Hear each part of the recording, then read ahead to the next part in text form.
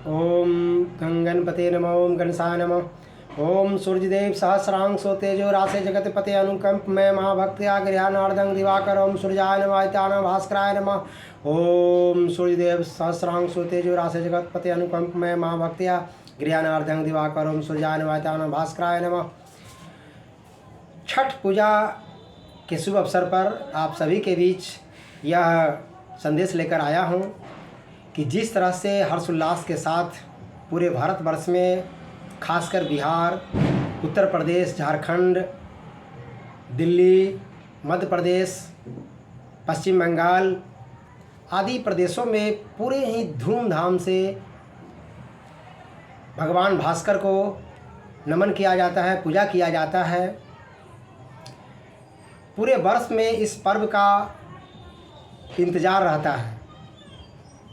आप सभी सूर्य की महत्ता को इस पर्व में समझ सकते हैं कि सूर्य से ही सृष्टि है।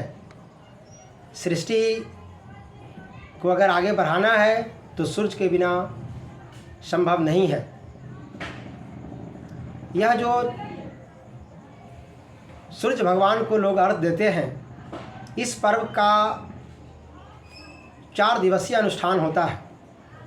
खासकर प्रथम दिवस में लोग नहाते खाते हैं। इसमें अनिवार्यता है कि नहाकर ही खाना है। लोग गंगा स्नान करते हैं, पूरे ही अनुशासन से, नियम से, निष्ठा से। इसमें प्रथम दिवस के अवसर पर नहाए खाए से शुरुआत करते हैं। इसमें खासकर भात और चना दाल, कद्दू का सब्जी और विभिन्न प्रकार के व्यंजन को खाकर पर्व की शुरुआत की जाती है।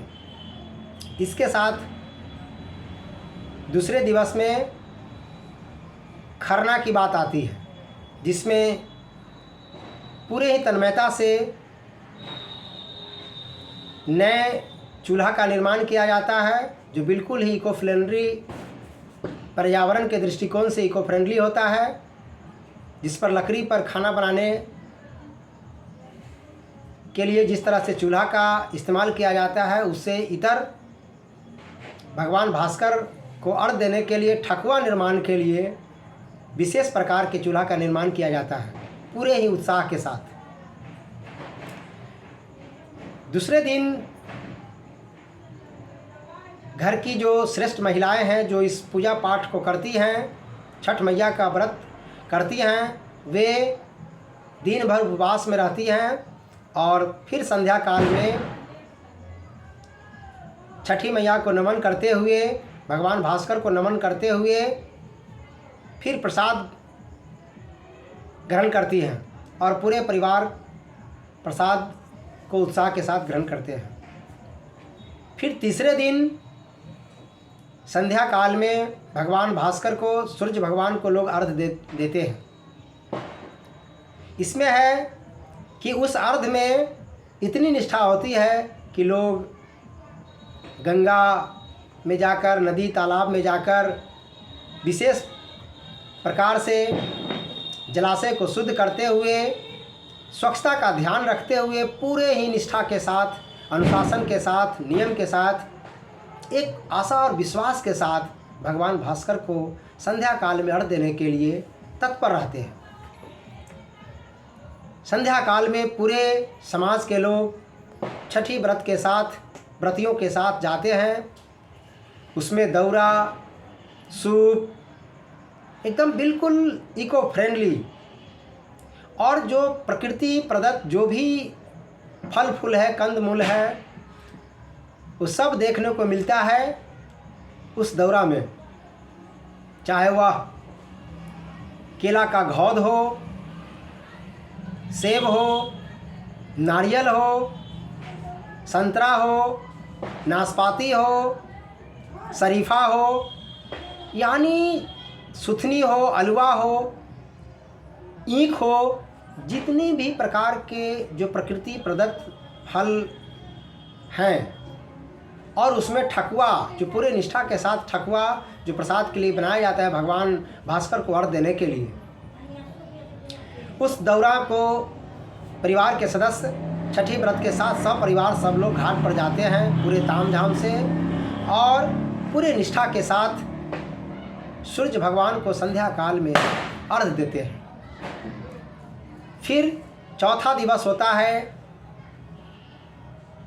जो कि उदयमान सूरज को, उगते हुए सूरज को लोग नमन करते हैं। फिर उसी तरह से कमर भर पानी में छठी व्रती महिलाएं खड़ी होती हैं। इसमें खास बात यह है कि अब महिला के साथ साथ पुरुष भी इस व्रत को पूरी निष्ठा से करते हैं और पूरे विश्व में इस भगवान भास्कर के पर्व को लोग जहाँ भी बिहारी या यूपी के लोग बसे हुए हैं, चाहे वो ऑस्ट्रेलिया हो, इंग्लैंड हो, जर्मनी हो, जापान हो, अमेरिका हो, पूरे विश्व में जहाँ भी भारतीय खासकर जो बिहारी बसे हुए हैं वहाँ इस छठ व्रत को पूरे धूमधाम से मनाते हैं। उदयमान सूरज को छठ व्रती महिलाएं सभी प्रसाद के साथ भगवान भास्कर को अर्घ देती हैं और पूरे विश्व के कल्याण के लिए, अपने परिवार के कल्याण के साथ साथ पूरे विश्व के कल्याण के लिए भगवान सूर्य से निवेदन विनती करते हैं कि सबका कल्याण हो, पूरे विश्व में शांति कायम हो, सबका विकास हो और सबके सर्वांगीण विकास के लिए छठी व्रती अपने घर परिवार के सभी सदस्यों के खुशहाली के लिए, स्वास्थ्य के दृष्टिकोण से हो, उनके जीवन यापन की बात हो, घर के सभी सदस्यों के कल्याण की बात हो, समाज के कल्याण की बात हो, विश्व के कल्याण की बात हो, इसके लिए भगवान भास्कर को, भगवान सूर्य को नमन करते हैं ताकि सृष्टि में सभी का कल्याण हो सके। एक सूर्य ही है जो पूरे धरा को अंधकार से उजाला की ओर ले जाते हैं। इस पर्व का बहुत बड़ा वैज्ञानिक कारण भी है। पृथ्वी से कई गुना बड़ा सूर्य है, जिसके विषय में हम सब लोग वैज्ञानिक दृष्टिकोण से अगर जानेंगे तो यह एक बहुत बड़ा विषय है। सूर्य की किरणें जब हमारे शरीर पर पड़ता है तो हमारा शरीर भी स्वच्छ होता है, स्वस्थ होता है, शारीरिक रूप से हम स्वस्थ होते हैं, हड्डी मजबूत होता है। जैसा कि हम सब लोग जानते हैं कि सूर्य की रोशनी से विटामिन डी की भी प्राप्ति होती है और जितने भी पेड़ पौधे हैं सूर्य की रोशनी में फोटोसिंथेसिस की क्रिया कर अपना भोजन बनाते हैं, जिससे प्रकृति का यह जो नियम है, सिस्टम है, संचालित होता है और सभी जीव एक दूसरे पर निर्भर करते हैं। मानव जाति जो कि पृथ्वी पर सबसे विवेकशील प्राणी है, भगवान सूर्य को नमन करते हैं। इतना ही नहीं, इस पर्व में खास बात यह है कि जो पुत्र 7 समंदर पार भी अपने नौकरी में अपनी प्रतिभा के बल पर वो वहाँ नौकरी करते हैं, उनके माँ को, उनके घर परिवार को, उनका इस छठ पर्व में इंतज़ार रहता है कि 7 समंदर पार से भी हमारा बेटा इस पर्व में भाग लेगा। और वह बेटा भी इस पर्व में पूरे जोश और उत्साह के साथ आते हैं। आपको जानकर यह आश्चर्य होगा कि जो घर की महिलाएं होती हैं पूरे नियम से, पूरे निष्ठा से, घर के पुरुष, बच्चा बच्चा, समाज का छोटा बड़ा सभी लोग इसमें आस्था रखते हैं। सामाजिक समता का, एकता का आपको इसमें देखने को मिलेगा कि समाज के सभी वर्ग के लोग एक साथ एक घाट पर जाते हैं और पूरे ही तन्मयता से इस पर्व में भाग लेते हैं। इतना ही नहीं, प्रकृति के हर पल को हम सभी इस पर्व में ऐसे मनाते हैं मानो कि सृष्टि का कल्याण तभी संभव है जब हम भगवान भास्कर को नमन करते हैं। ओम सूर्याय नमः अत्या नमः भास्कराय नमः। ओम सूर्याय नमः अत्या नमः भास्कराय नमः। प्रकृति, हर दृष्टिकोण से प्रकृति को ही हम लोग ईश्वर मानते हैं। माने भी क्यों नहीं, क्योंकि प्रकृति से ही हमारा जीवन है। हर दृष्टिकोण से हम सभी लोग जीवन जीते हैं ऐसे चाहे वो जन्म की बात हो, जीवन की बात हो, मरण की बात हो, इसी सृष्टि से है, इसी प्रकृति से है। तो प्रकृति के नियम को देखते हुए, प्रकृति के साथ कदम से कदम मिलाते हुए, प्रकृति का नियम का अनुसरण करते हुए मानव जाति के कल्याण के लिए इस पर्व को पूरे धूमधाम से अभी सभी मनाते हैं। एक अनुमान के अनुसार इस पर्व को लगभग 2000 वर्षों से मानव जाति के लोग मनाते आ रहे हैं।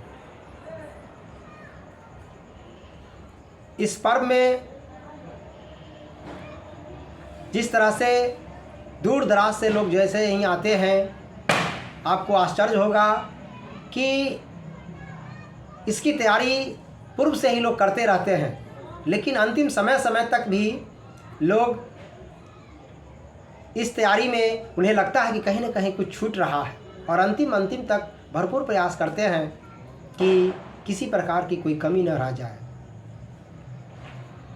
इसमें देखते होंगे कि जो दूर दराज रहने वाले बच्चे हैं, जिनके माता पिता शहरी जीवन जी रहे हैं, 2 कमरे में रहकर उनका जीवन यापन हो रहा है, जब वो गांव में आते हैं, संयुक्त परिवार में आते हैं और सामाजिक वातावरण में घुलते मिलते हैं, तो उन्हें भी यह लगता है कि वह 2 कमरा और यहाँ गांव का वातावरण में बहुत बड़ा अंतर पाते हैं और इस परिवेश से रूबरू होते हैं। वैसे बच्चों के लिए भी यह पर्व इतना ही उत्साहित भरा होता है कि सामाजिक जीवन को जीने में उन्हें आनंद आता है, और सभी लोगों के साथ इस पर्व में लोग एक दूसरे से घुलते मिलते हैं।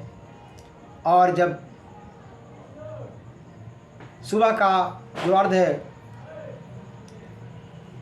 भगवान जब उदय होते हैं, उदयमान सूरज को जब नमन करते हैं, तब पूजा को तन्मयता से करते हुए और जितने भी प्रसाद है एक दूसरे को सब लोग देते हैं, आपस में बांटते हैं और पूरे हर्षोल्लास के साथ इस पर्व को मनाते हैं।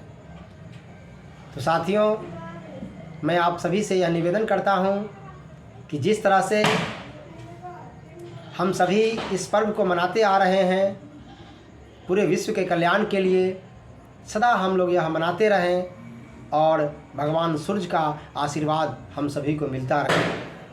बहुत बहुत धन्यवाद। बहुत बहुत ओम सूर्याय नमः। भास्कराय नमः।